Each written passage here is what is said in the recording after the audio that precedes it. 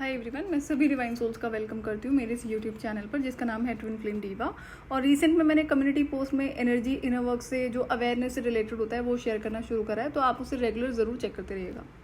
जिस वक्त मुझे डिवाइन ने डिवाइन मैस्कुलिन का चेहरा रिवील करा है, उनकी आइडेंटिटी रिवील करी है 3D सेल्फ में, तो ठीक है जो भी कॉन्वर्सेशन होता है, बट उसके बाद ना मैं सोच रही थी कि कैसे डिवाइन ने मुझे किस तरह से प्ले किया है, कि कितनी सारी बातें मुझे नहीं बताई है, जो कि ठीक है, जो भी किया वो बहुत सही किया, डिवाइन कभी गलत नहीं करते हैं। यहाँ पर एक लेसन ये भी था कि आपके लिए ज़रूरी नहीं है इसी वक्त हर चीज़ को जानना।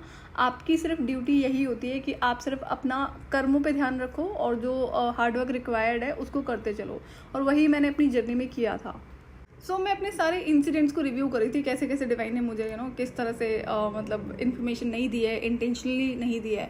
तो क्या मेरे पास एक भी ऐसा ऑप्शन है जहाँ पर मैं कह सकूँ डिवाइन को कि आपने खेल खेला है मेरे साथ में। जैसे अब यहाँ पे क्या होता है कि मतलब बहुत ज़्यादा हो गया था ना, मैं तो डिवाइन कम्युनिकेशन में रहती हूँ, हर चीज़ पता होता है, स्पेशली मेरी लाइफ में क्या होने वाला है।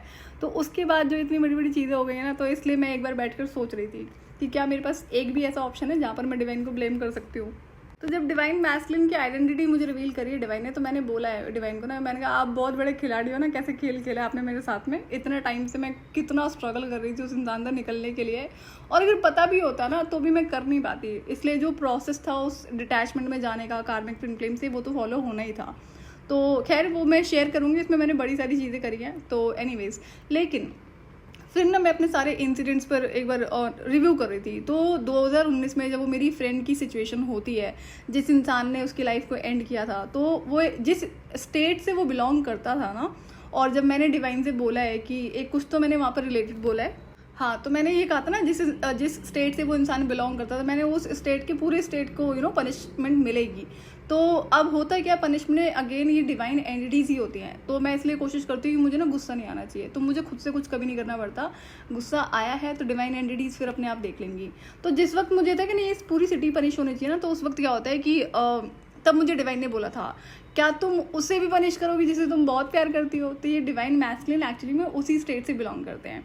तो अब मेरा मन था ब्लेम करने का डिवाइन को, क्यों, क्योंकि जब ये वाली सिचुएशन होती है तो मैंने खुद को संभाला है एंड खुद को मैंने रोक लिया कि नहीं मैं ये क्या करने जा रही थी। And then all of a sudden जब मैं इस कार्मिक ट्विन फ्लेम की नेबर बनती हूँ, डिवाइन ही खेलता, डिवाइन का ही करा जा रहा था कि मैं उसकी इमीडिएट नेबर बन जाती हूँ।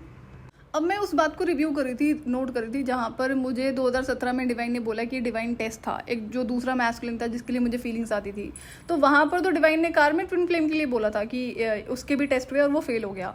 तो अब यहाँ पर क्या होता है कि यहाँ से एक चीज़ सीखने वाली थी कि जब एक इंसान पिछले जन्मों में जो भी गलतियाँ करता है, तो जब वो दोबारा यहाँ पर रीइंकारनेट करता है ना, तो वो प्रॉमिस करके आता है कि हम अपनी गलतियों को रिपीट नहीं करेंगे। तो अब जैसे गलतियों को रिपीट करने वाली बात है, जैसे जो मैंने गलती पास्ट लाइफ में करी थी, पास्ट लाइफ में मैंने क्या गलती करी थी कि मैंने इसको कार्मिक ट्विन फ्लेम से जब शादी करी है ना, तो उसके इमीडिएटली कुछ टाइम के बाद ही ना, शायद 1-2 दिन का ही टाइम था जहाँ पर मुझे इसके ट्रू इंटेंशन समझ में आते हैं कि ये जो शादी के लिए रेडी हो गया था ना, ये ग्रीडी इंसान है, इसको तो राजा बनना था। तो मेरे ही कहने पर उसको किंग नहीं बनाया गया था। तो वहाँ पर भी यही चीज़ देखी थी मैंने कि अगर एक गलत इंसान को आप किंग बना देते हो तो फिर वो जो आपकी जनता होती है उसको बहुत परेशान करता है। तो ये उन्हीं में से था जो कि मैं बाद में रिकग्नाइज करती हूँ। तो इसलिए मैंने डिवाइन को प्रॉमिस किया था ना कि इस लाइफ में आने से पहले कि इस बार वो गलती रिपीट नहीं होगी, कि फीलिंग्स और इमोशंस के चक्कर में कभी मैं किसी गलत इंसान को अलाउ नहीं करूँगी। तो वो चीज़ मैंने यहाँ कमिटमेंट को पूरा करा है। तो जब इंसान रीइंकारनेट करने वाला होता है तो वो ऑलरेडी प्रोमिस करके आता है कि अपनी पिछली गलतियों को वो रिपीट नहीं करेगा। अब जो गलत बुरे लोग होते हैं वो भी करके आते हैं, लेकिन जब यहाँ पर ये इंसान आया है तो देखो इसने सारी गलतियाँ फिर से रिपीट करी हैं, जो मैंने नहीं करी बट उसने करी हैं। तो इसलिए डिवाइन कहते हैं कि जब एक इंसान जन्म लेता है ना, तो ऐसा नहीं है उसको पिछले जन्मों की गलतियों की सज़ा यहाँ पर मिल रही होता है, लेकिन वो बहुत 0.1% होता है, वो मैं फिर कभी एक्सप्लेन करूँगी। लेकिन नई ज़िंदगी में इंसान को सारे मौके दिए जाते हैं डिवाइन की तरफ से कि आप अभी भी अपनी गलतियों को सुधार लो, अभी भी करेक्शंस कर लो। बट लेकिन होता क्या है, गलत इंसान हमेशा गलतियाँ करता रहता है, बुरे कर्म करता रहता है, वो कभी नहीं सुधरता है, ना ही कभी उन्हें सुधारता है। तो जो मेरी एंड से रिक्वायर्ड था इस लाइफ में वो मैंने करेक्शन करा, बट उसने कोई करेक्शन नहीं करा। तो इसीलिए जो डिवाइन टेस्ट हुए थे मेरे सामने भी ऐसे ऑप्शन थ्रो करे गए जिनके लिए एक मेरे जैसा इंसान शायद कभी मना नहीं करता, लेकिन मेरे थॉट प्रोसेस क्लियर थे, मैं पहले ही शेयर कर चुकी हूँ। तो इसलिए डिवाइन ने कहा था कि वो तो जो उसके डिवाइन टेस्ट थे वो उसने फेल कर दिया। उसके बाद में जब मुझे ट्विन फ्लेम कनेक्शन में होने की इन्फॉर्मेशन दी जाती है, तो वो डिवाइन खुद नहीं देते हैं, वो मुझे स्पिरिट गाइड से इन्फॉर्मेशन दिलवाई जाती है। तो देखो यहाँ पे डिवाइन ने कैसे खेल खेला ना। अगर डायरेक्टली बोला होता तो मैं लड़ लेती डिवाइन से इस बात पे ना, लेकिन डिवाइन ऐसा करा नहीं। तो अब ये भी था कि मुझे ना कभी भी गलत इन्फॉर्मेशन नहीं दी जाती, चाहे स्पिरिट्स के थ्रू हो, एंसेस्टर्स के थ्रू हो, या फिर कोई और स्पिरिट एंटिटी हो, तो कभी भी गलत इन्फॉर्मेशन नहीं दी गई है। और जब 2019 में मैंने कार्मिक ट्विन फ्लेम के एरिया में शिफ्ट करने का डिसीजन लिया है, तो जब डिवाइन ने बोला ना क्या तुम उसे भी पनिश करोगी जिसे तुम बहुत प्यार करती हो, तो मैं तो एक इंसान के लिए मेरे अंदर फीलिंग्स थी। तो डिवाइन एक्चुअली डिवाइन मैस्कुलिन की बात कर रहे थे, बट उन्हें तो पता था ना कि मैं तो यही सोचने वाली हूँ। और जब मैं उस कार्मिक ट्विन फ्लेम की नेबर बन जाती हूँ और जब मैंने वहाँ से जाने की कोशिश करी कि नहीं ये तो गलत हो गया, ये कैसे हो गया, तो फिर डिवाइन बोलते हैं कि तुमने हमसे एविडेंसेस मांगे थे ना, तो अब तुम एविडेंसेस लो यहाँ पर कार्मिक ट्विन फ्लेम से रिलेटेड।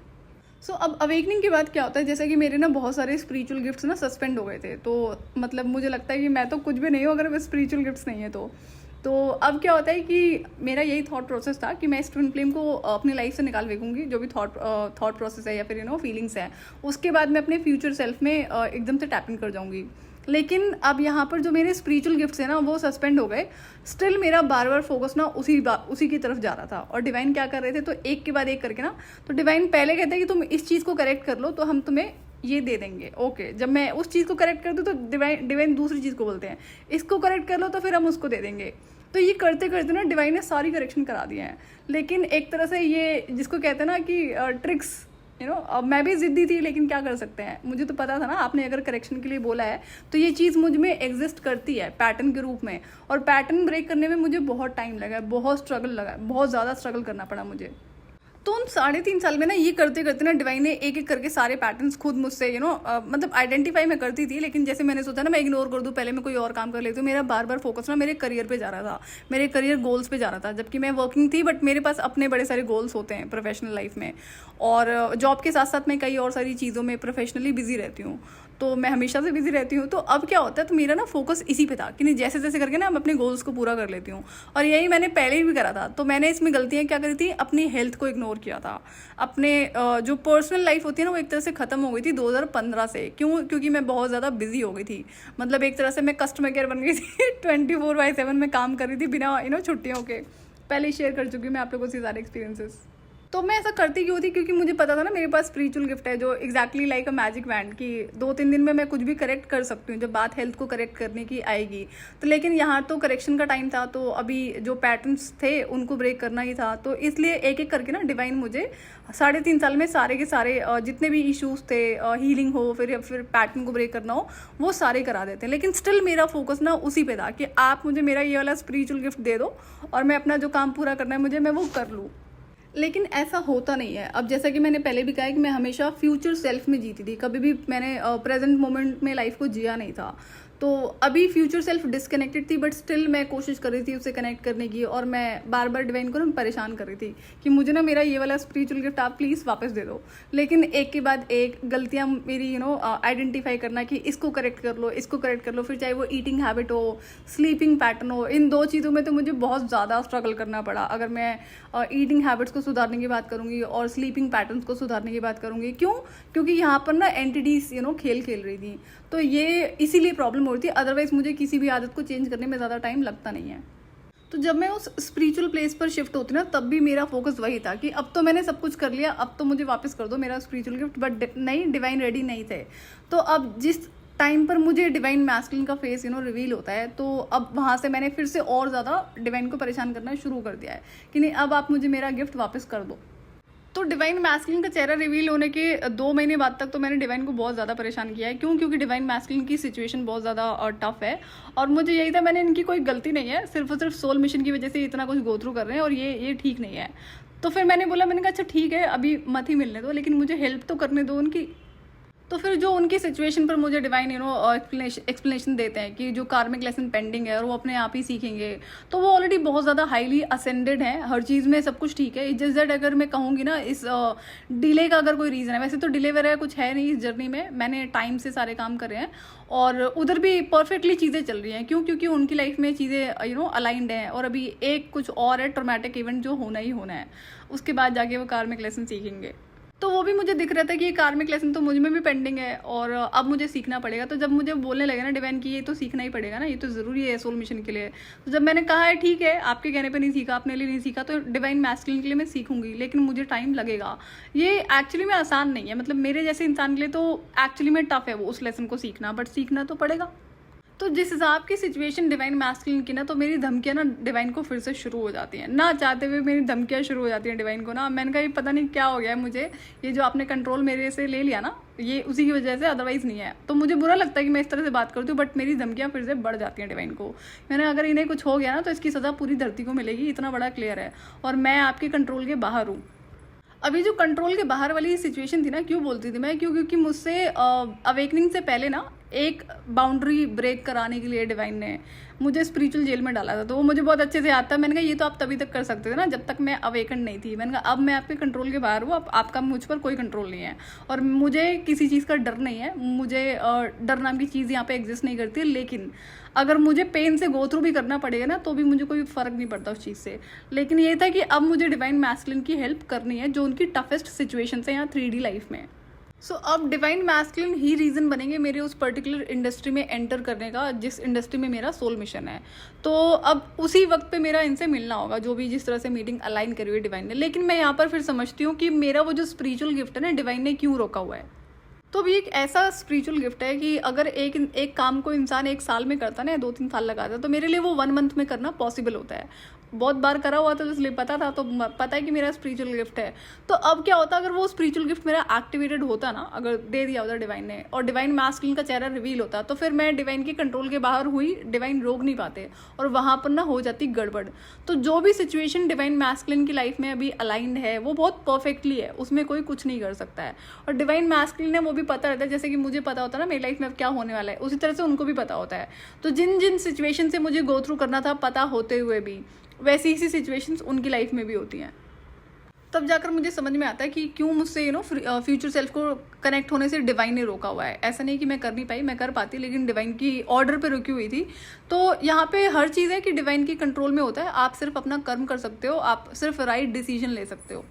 तो अगर वो स्पिरिचुअल गिफ्ट एक्टिवेटेड होता ना मेरा और डिवाइन मैस्कुलिन का चेहरा जब मुझे रिवील हुआ है, तो फिर मैं डिवाइन के रोके रुकती नहीं। ये मेरे अंदर आदत है, मैं क्या ही कर सकती हूँ ना।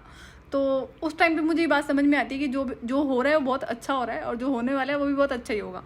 तो स्पिरिचुअल गिफ्ट्स की वजह से जो मैं जैसे हेल्थ इश्यूज थे या फिर कोई भी प्रॉब्लम होती थी ना, अगर हम फिजिकल बॉडी को लेकर बात करेंगे, तो उसको मैं 2 से 3 दिन के अंदर करेक्ट कर लेती थी। बहुत टाइम से करा था मैंने तो। लेकिन अभी क्या होता है कि जब स्पिरिचुअल गिफ्ट सस्पेंड हो जाता है तो जो भी सुधार मुझे करने थे हेल्थ रिलेटेड में और या फिर जो भी हैबिट्स थी ईटिंग हैबिट्स में, तो वो बड़ा नॉर्मल इंसानों की तरह मुझे करना पड़ा। तो इसलिए भी उसमें ज़्यादा टाइम लगता है, लेकिन वो रिक्वायर्ड था।